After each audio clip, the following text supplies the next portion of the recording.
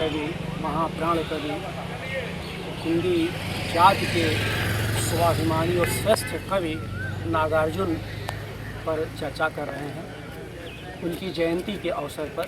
ये बहुत अच्छा लगा और उससे भी अधिक अच्छा ये लगा कि इलाहाबाद से पधारे युवा कवि डॉक्टर अमरजीत राम के जोशीले, रोबीले और गठीले भाषण के उपरांत नागार्जुन के प्रति अगल बगल जितने लोग खड़े थे उनका आकर्षण बढ़ गया कि कौन से कवि थे। तो मुक्ताकाशी मंच की जो सबसे बड़ी सार्थकता है वो यही है, और विपरीत मौसम को भी अनुकूल कर लेना और अपने संकल्प धर्मी चेतना से कुछ ऐसी परिकल्पना करना कि प्रकृति भी थोड़ी मेहरबान हो जाए। और आज हुई, क्योंकि धूप तो तेज़ है लेकिन हवा में थोड़ी नमी है, इसलिए राहत है। तो नागार्जुन की स्मृति को हम लोग पुलिया प्रसंग के सभी साथी उनको प्रणाम करते हैं। और हिंदी जाति को जिन कुछ कवियों पर गर्व है आज भी, उसमें नागार्जुन श्रेष्ठतम कवि हैं, जिनमें परंपरा और प्रगतिशीलता के लक्षण एक साथ मिलते हैं। आप सब जानते बहुत डॉक्टर विंध्याचल यादव ने, डॉक्टर अमरजीत राम ने, हमारे अन्य पुलिया प्रसंग के सदस्यों ने बहुत अच्छी अच्छी बातें की उनके काव्य परिसर को लेकर के, उनके कथा साहित्य को लेकर के और उनकी आलोचना के पक्ष को लेकर के, उनके उपन्यासों को लेकर बहुत अच्छी अच्छी बातचीत हुई। एक चीज़ जो बातचीत आई कि हमें भी लगता है कि नागार्जुन व्यामोह मुक्त कवि के रूप में हमारे सामने आते हैं, और जब मैं उनको एक व्यामोह मुक्त कवि के रूप में याद करता हूँ तो उसका सिर्फ मतलब इतना यह है कि कवि को ऐसा ही होना चाहिए, किसी प्रकार का मोह उसके पास नहीं होना चाहिए, किसी भी पक्ष का मोह नहीं होना चाहिए। तभी उसमें, उसकी संवेदना में वैविध्यता के तत्व नज़र आते हैं। यानी ये आलोचक के लिए सीमा हो सकती है या आलोचक की रुचि का विषय हो सकता है, लेकिन कवि का परिसर तो बहुत बड़ा होता है, होना ही चाहिए। और तभी हो पाता है जब उसमें किसी प्रकार का व्यामोह न हो। यानी आप देखेंगे नागार्जुन की पूरी जो काव्य की यात्रा को पढ़ेंगे, युगधारा से लेकर के आखिर तक देखेंगे, सतरंगी पंक्ति वालों से देखेंगे, तो आपको हमेशा लगेगा कि नागार्जुन अगर ईश्वर की आलोचना कर सकते हैं, जो किया है, तो मार्क्सवाद किसी वाद की भी आलोचना कर सकते हैं। यानी उनके पास, उनकी सृजनात्मकता के पास जो आलोचनात्मक विवेक था वह नागार्जुन को नागार्जुन बनाता है। और हिंदी जाति की परंपरा में जितने भी श्रेष्ठ और महान लोग हुए, उनकी सृजनात्मकता में आलोचनात्मक विवेक का होना लगभग अनिवार्य रहा। यही कारण रहा कि उनको, मैं हालांकि इससे सहमत नहीं हूँ, क्योंकि ये नागार्जुन को बार बार आधुनिक कबीर कहना। जब आप नागार्जुन को आधुनिक कबीर कहते हैं तो कबीर जैसे वटवृक्ष के सामने नागार्जुन बहुत भावना करते हैं। और ये अक्सर होता है कि जब ज्येष्ठ पूर्णिमा के रूप में उनकी जयंती नागार्जुन की मनाई जाती है, तो अक्सर कबीर निश्चित से बड़े हैं, तो कबीर के सामने बार बार वो आधुनिक, हम लोग आधुनिक कबीर कहने के पक्ष में नहीं हैं। वे हिंदी जाति के एक स्वाभिमानी कवि हैं, आधुनिक चेतना संपन्न कवि हैं, प्रगतिशील कवि हैं और प्रगतिशील धारा के अन्यतम कवियों में एक हैं। हम क्यों किसी की तुलना करें कि फला ये जो है आधुनिक तुलसीदास हैं, फला आधुनिक, क्योंकि जब कवि का अपना स्वविवेक है, उसकी स्वायत्त सत्ता है, उसका स्वायत्त रचनात्मक संसार है, उनको उसको बोलने की क्या ज़रूरत है। तो ये बातें आज हम आप लोगों को याद रखनी चाहिए। और इसके दायरे में जब देखेंगे कि उनके जो काव्य परिसर तो बहुत अच्छी बात है, क्योंकि उनका काव्य परिसर बहुत विपुल और विराट है। विंध्याचल ने सही लक्षित किया। उसमें इतना जोड़ना है कि उनका जो काव्य परिसर है, जितना ज्ञानात्मक है उतना ही संवेदनात्मक है। ये खास बात है। यानी ज्ञानात्मक ही हो तो भी ठीक नहीं है, संवेदनात्मक हो तो भी ठीक है। यानी ज्ञान से संवेदना का विकास हो और संवेदना से ज्ञान का विस्तार हो। तो विकास और विस्तार की यह प्रक्रिया आप समझिए, किसी भी कवि की चेतना के निर्माण के लिए या उसके पार्श्व को समझने के लिए बहुत ज़रूरी है। तो ये चीज़ नागार्जुन नामों का, जैसे नागार्जुन में आप देखेंगे कि पूरा संस्कृत साहित्य की परंपरा है। नागार्जुन को पढ़िए, बहुत सारे आधुनिक चरित्र आते हैं, गांधी से होते कालिदास तक की पूरी यात्रा उनका दिखाई देती है। और उनके पास प्रकृति के बहुत मनोरम झांकियाँ हैं, दृश्य हिमालय के बहुत सारे सौंदर्य हैं, जिनको देख करके आप समझ जाएंगे कि वह चीज़ कितने काम की है। और संवेदना का तो ये आप जानते हैं कि वो नागर संवेदना के बरअक्स लोक संवेदना के थे।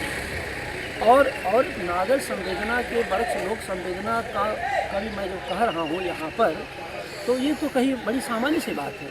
इसमें थोड़ा मैं जोड़ना चाहता हूँ कि जो नगरीय संवेदना होती है वो एक स्थिति के बाद जाके ठहर से जाती है। एक तरह की बात करके बहुत यानी कहें कि एक फ्रेम में बढ़ जाती है, उसमें बहुत वैरायटीज विविधताएँ नहीं रहती।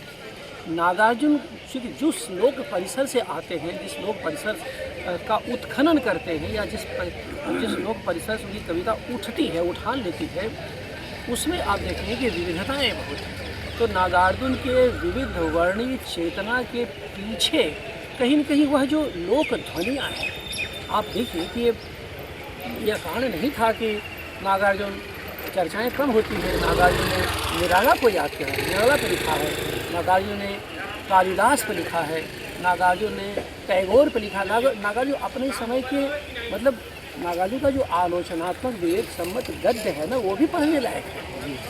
जब क्योंकि देखिए ये बात तो सही है कि कवि किसको याद करता है, इससे भी कवि की पहचान बनती है ना, क्योंकि जाने अनजाने वह जिसको याद करता है वो अपनी परंपरा के भीतर के तत्वों को और वही यानी अपनी जहाँ से अपनी को जोड़ना, जहाँ से अपनी संबद्धता।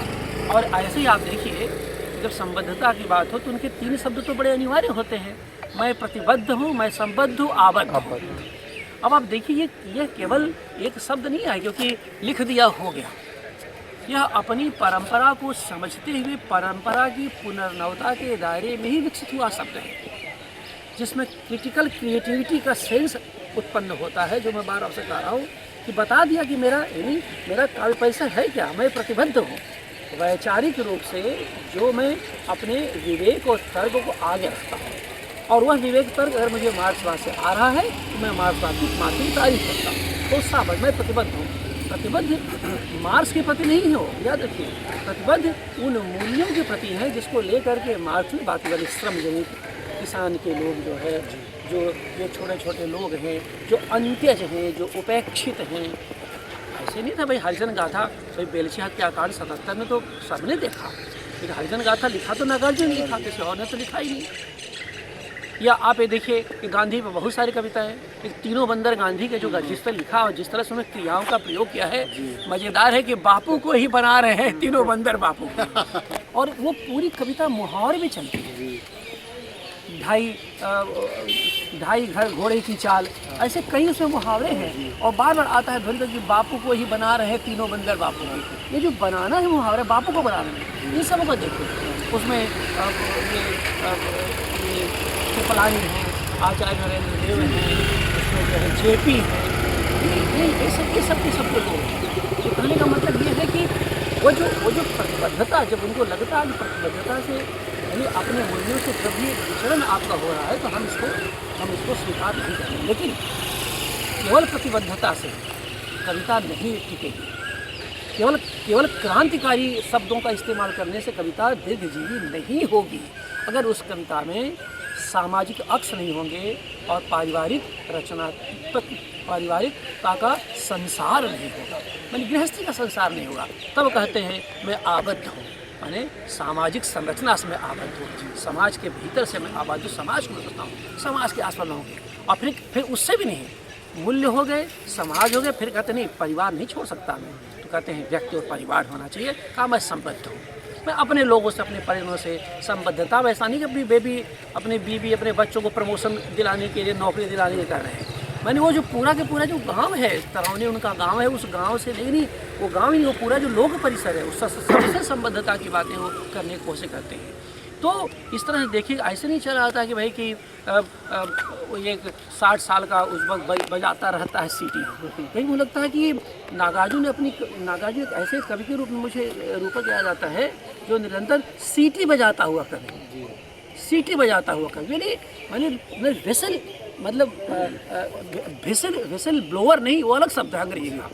मैं सीटी बजाते मैंने लगातार जागरूक करना गाँव में। जी जी। जब भी संकट आता था, जब भी इस तरह के बाहरी दबाव आते थे, तो आप देखिए पूरे रात भर कुछ लोग सीटियाँ बजाते थे। वो जन जाति भाई कि भाई तुम लोग सो मत, नहीं तो गुस्सा माल चला जाएगा या कोई बाहर आ जाएगा। वो जो सीटियाँ बजाने वाला कहे, साहित्य के भीतर एक ऐसा कवि जो लगातार सीटियाँ, किसकी सीटियाँ बजा रहा है? शब्द की सीटियाँ बजा रहा है, अर्थ की सीटियाँ बजा रहा है, और शब्दार्थ में ध्वनि की सीटी बजा रहा है। मैं लगातार आपको तो नित्य नवीन जागरूक कवि के रूप में नमस्ते नमस्ते। असली जो है नागार्जुन जी, नौजवानों आपसे- रुक जाइए, हाँ। असली मार भीख मांग करके तो सभी लोग जानते हैं। उस कुटिया के पौधों को अगर असली महत्व कोई देने वाला आज तक विश्वविद्यालय में आया तो उस व्यक्ति का नाम है माननीय श्री श्री प्रकाश। तो खैर, तो ये बातें जो है मैं कह रहा था कि वो मतलब एक नित्य जागरूक करने वाले सामाजिक चेतना के नाराजी कह रहे हैं, और बहुत अच्छी अच्छी बातें हुई। और इतना ही इस समय संभव था, सबने अपने समय का ख्याल रखा। और क्योंकि धूप लगातार बढ़ रही है और हम लोग चाहते हैं कि स्वस्थ रहें, ताकि दीर्घ काल तक ये काम चलता रहे। बीमार हो जाएंगे तो ज़्यादा दिक्कत हो जाएगी। तो चढ़ती हुई धूप के बीच में आप सब आए, इतने सारे लोग आए, और मैं तो बहुत ही सशंकित था कि हमारे सदस्य शायद धूप में उमस बहुत है। तो जहाँ पर अगर टेम्परेचर 40 डिग्री है तो लग रहा है कि 50 डिग्री का टेम्परेचर है। तो बहुत सारा मैं एक बार फिर आप सबको अपनी शुभकामनाएं देती है, ऊर्जा बनी रहे, और इस आपकी ऊर्जा, आपकी रचनात्मक ऊर्जा का ही जो विस्फोट हो रहा है वो उसके छर्रे लोगों को लग रहे हैं। तो बूढ़े से लेकर नौजवान तक सारी संसार को छोड़ के पुलिया ही उनके केंद्र में है। मैंने आलोचना के, निंदा के केंद्र पे पुलिया, तो समझिए कि वो छर्रे लग रहे हैं जो यहाँ से ऊर्जा का विस्फोट हो रहा है, इससे वो आहत नहीं है, वो व्याकुल है। तो उस व्याकुलता में कुछ वो बोलते रहते, उसकी बहुत चिंता नहीं करनी चाहिए। और मुक्ताकाशी मंच इस तरह से चलता रहे। आप सबका बहुत बहुत आभार कि आप लोग आए।